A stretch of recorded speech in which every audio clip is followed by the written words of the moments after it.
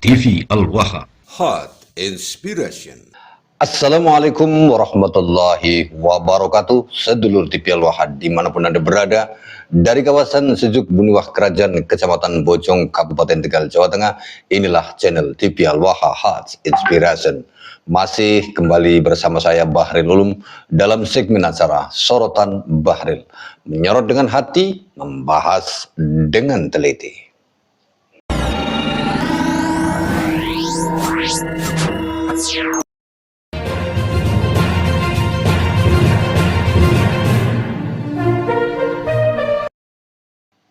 Sedulur TV Al-Waha, kali ini kita akan membahas tentang Rizik Syihab yang diusir oleh Raden Haji Omah Irama, di mana Rizik Syihab yang selalu koar-koar dan punya mimpi besar untuk menjadi khalifah dunia Islam. Sudah kita bahas pada video yang lalu bahwa dia memiliki obsesi untuk menyatukan dunia Islam menjadi satu pemerintahan, satu khalifah yang ingin membuat mata uang sendiri, pengen menghilangkan paspor internasional dan akan membuat paspor sendiri, bahkan akan membuat satelit sendiri.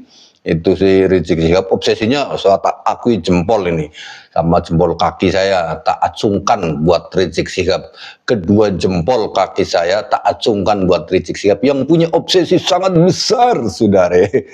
Obsesinya pengen jadi khalifah, pengen memimpin dunia Islam, bukan hanya memimpin Indonesia tetapi memimpin dunia Islam, sehingga dia bela-belain mengharamkan demokrasi Pancasila yang kemudian ya sebangun dengan muridnya, ya karena muridnya ya seperti mungkin bukan hanya sekedar murid tapi kaki tangannya Kiai Haji Miftahul Akhyar yang mengajak NU itu untuk mengkudeta negara karena menganggap bahwa pemerintahan Indonesia saat ini adalah pemerintahan darurat.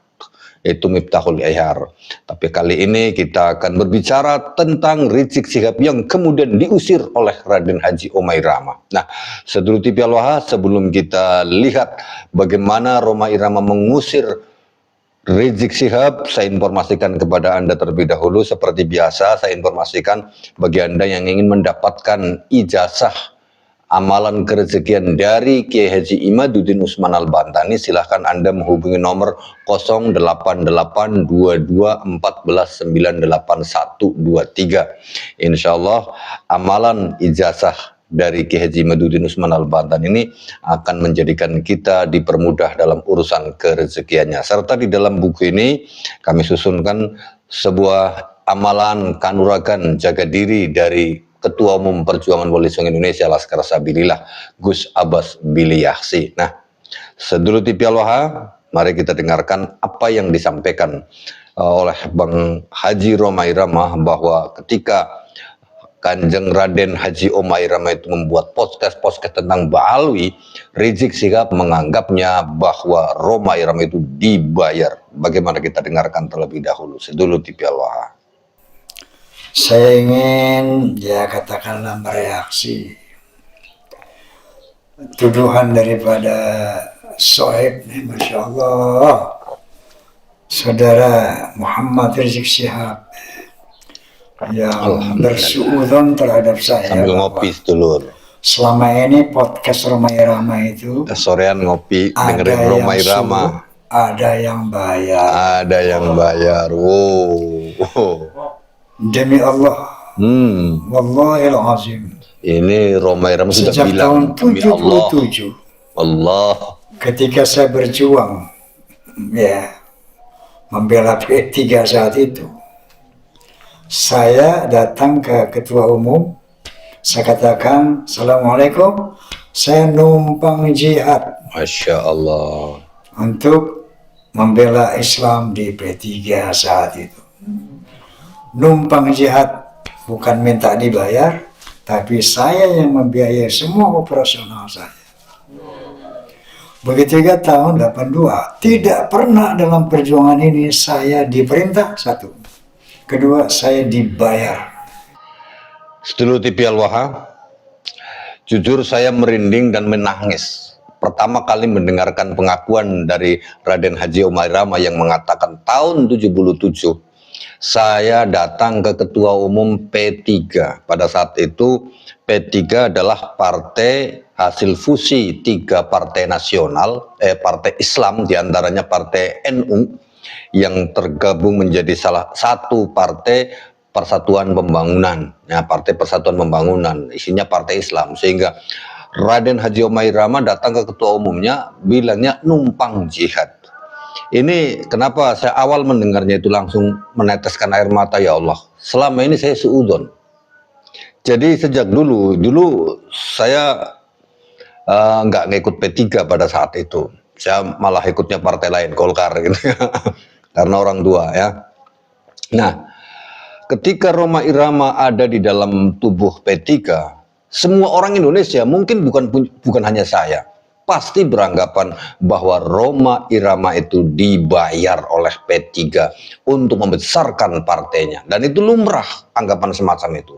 Tapi hari ini saya merasa bersalah bahwa ternyata anggapan kita semuanya yang menganggap bahwa Rhoma Irama itu dibayar oleh P3 itu salah besar. Karena pengakuan beliau, demi Allah saya tidak dibayar, dan kalimatnya yang keluar dari beliau adalah saya numpang jihad. Ini jujur menggetarkan hati saya sedulur TV Al-Waha, menggetarkan hati saya yang mendengarnya.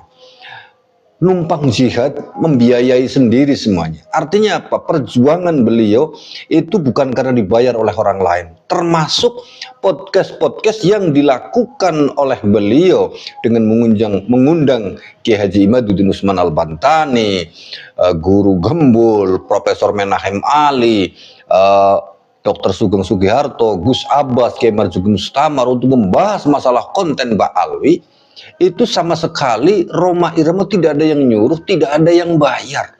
Bahkan saya yakin mereka malah dibayar, mereka malah disangoni ketika ngundang narasumber. Bisa jadi itu. Nah, husnul saya semacam itu. Ya masa ngundang jauh-jauh Kiai Mustamar dari Jawa Timur, masa nggak disangoni, kan begitu. Pasti dikasih transportnya itu. Dan Rhoma Irama nggak ada yang bayar. Lah, saya juga entah sudah berapa ratus orang yang mengatakan bikin konten-konten menyoroti tentang Ba'alwi ini karena dibayar. Lah, apalagi saya yang orang biasa, ya, kampungan, orang di kampung. Siapa yang membayar? Orang sekelas Rhoma Irama saja bikin konten Ba'alwi itu nggak ada yang bayar, nggak ada yang bayar, sehingga tuduhan Rizik betul-betul tuduhan tanpa bukti. Seperti biasa, dia mengklaim apapun itu tanpa bukti, hanya berdasarkan koar saja. Kita lanjutkan sedulur. Ya, begitu ya menit podcast ini. Wallahil azim, tidak ada yang memerintah saya mengenai konten-kontennya. Wallahil azim, tidak ada yang bayar saya untuk membuat konten-konten Ba'alwi. Oh. Semua itu ternyata ada yang bayar, apalagi saya. Allah Subhanahu. Jadi kalau sampean menganggap saya dibayar oleh sekelompok orang, itu tanpa bukti. Fitnah itu saudara, fitnah kata si Rizik. Saya yakin Kiai Imaduddin Usman, Kiai yang lain, nggak ada yang bayar. Ba'alwi dan sebagainya. Nggak ada yang bayar. Nggak ada yang bayar. Nggak ada yang perintah. Nggak ada yang perintah. Begitu dukung Dr. Sugeng Sugiharto ketika meneliti DNA, nggak ada yang perintah. Nggak ada yang perintah. Kopi aja beli sendiri. Ketika Profesor Menahem Ali ketika membahas filologi tentang Ba'alwi, ini bukan orang Yaman.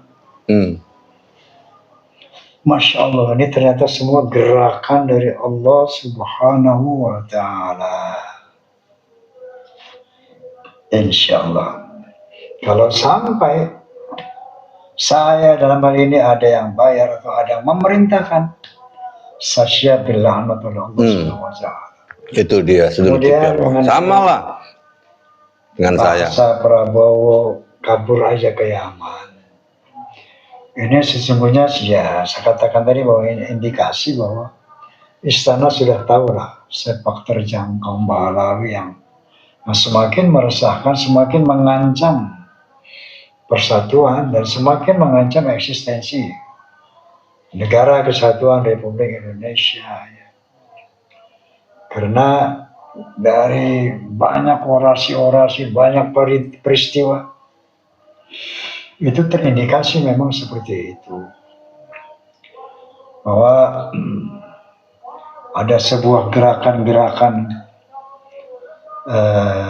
terstruktur, sistematis, masif untuk mencapai tujuan Indonesia milik Aulia Tarim ini udah terang benderang sebetulnya. Dan tentu ini menjadi pengamatan istana. Saran saya kepada Masya Allah sahabat saya ini, Muhammad Rizik Syihab, ya. Dan teman-temannya lah, teman-teman yang berobsesi ingin mendirikan khilafah di sini. Kalau mau menjadi khalifah, jangan di Indonesia. Indonesia ini, Masya Allah, atas perjuangan rakyat Indonesia, the founding fathers kita telah menetapkan bahwa dasar negara kita adalah Pancasila. Dengan Undang-Undang Dasar 45 ini bisa konsensus nasional selama kurang lebih 80 tahun. Ini jangan dirubah. Kalau antum mau kepingin jadi khalifah, di Yaman itu keren. Anda bikin apa, kerajaan apa, negara model apa, di Yaman, jangan di sini. Jangan di sini. Kalau di sini, Masya Allah. Cek. Berantem, pasti. NKRI bersyariah, Yaman bersyariah, itu yang benar. Yang benar itu, Yaman bersyariah itu benar itu. Fadal, gitu. Bahwa itu teman-teman Anda, pasukan Anda, yuk kita dirikan Yaman bersyariah. Diberikan Yaman komunis. Dulu kan Yaman komunis ya. Ganti. Jangan di Indonesia, dia mau mendirikan negara. Astagfirullahaladzim. Kalau di Indonesia, Anda menjadi musuh bangsa, gitu loh.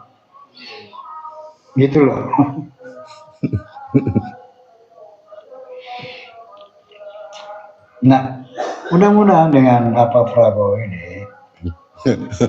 Saya ketawa ini. Kalimat terakhir tadi, kalimat Raden Haji Omah Irama mengatakan, kalau mau menjadi khalifah jangan di sini, jangan di Indonesia, nggak bakalan. Itu malah sampai jadi musuh negara. Ya Jack, kamu mau bikin khilafah, mau jadi khalifah di Indonesia ini, mau mendirikan NKRI bersyariah, itu malah kamu jadi musuh negara. Percuma. Jadi lebih baiknya kamu bikin kerajaan khilafah Islamiyah itu cocoknya di Yaman sana. Kenapa? Yaman kan negerinya para wali katanya, yang katanya jalannya nggak diaspal karena dipenuhi jejak-jejak wali. Padahal di Mekah, di Madinah itu bukan jejak wali adanya, jejak para nabi, tapi diaspal. Apa wali itu lebih tinggi daripada nabi?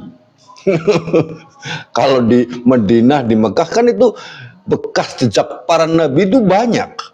Di Jazirah Arabia sana kok tetap diaspal, sementara di Yaman yang cuma jejak wali nggak diaspal. Nah mungkin itu lebih cocoknya di sana, dan Roma Irama mengatakan lebih cocoknya itu bikin kerajaan di Yaman sana kalau mau bikin khilafah. Jack, jadi kamu udah diusir oleh Roma Irama, saya juga ngusir kamu.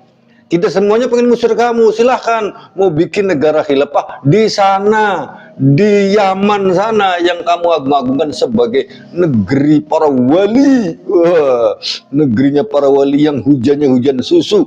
Itu kan nanti sehat semuanya. Itu rakyatnya. Suruh hujan susu tiap hari. Biar rakyatnya minum susu semuanya. Susunya susu cap nona. Biar sehat semuanya. Minum susu cap nona kan sehat banget itu. Jadi nanti rakyatnya nggak perlu MBG.